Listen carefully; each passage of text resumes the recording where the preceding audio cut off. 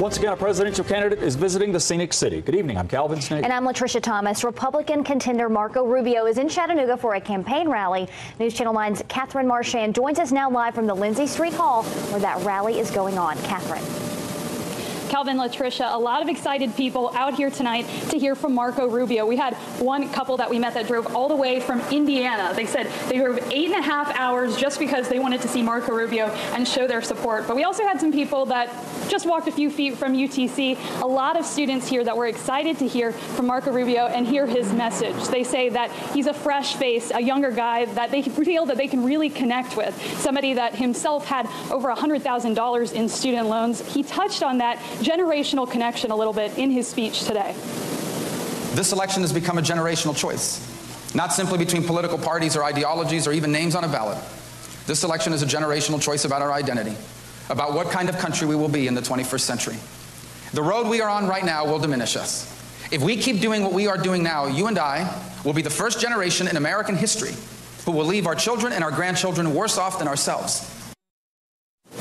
The event wrapped up just about 15 minutes ago. Going from here now, he's going to be at a private fundraising event. We'll have more on what he had to say in his speech coming up at 6 o'clock. We are live from Lindsay Street Hall. Catherine Marchand, News Channel 9. Thanks, Catherine.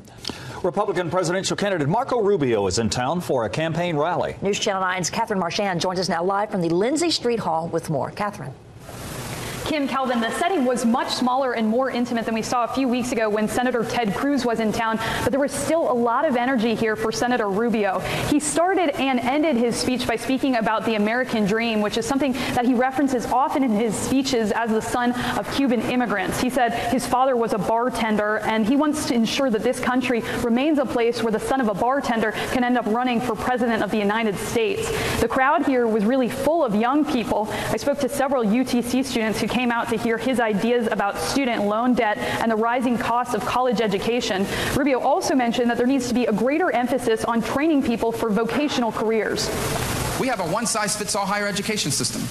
Even though we know that some of the best paying jobs of the 21st century require more than high school but less than 4 years of college, we stopped training people to do that.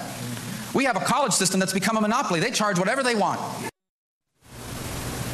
And after his speech, he headed to a private fundraising event held at the home of his Tennessee State Chairman, former Congressman Zach Wamp.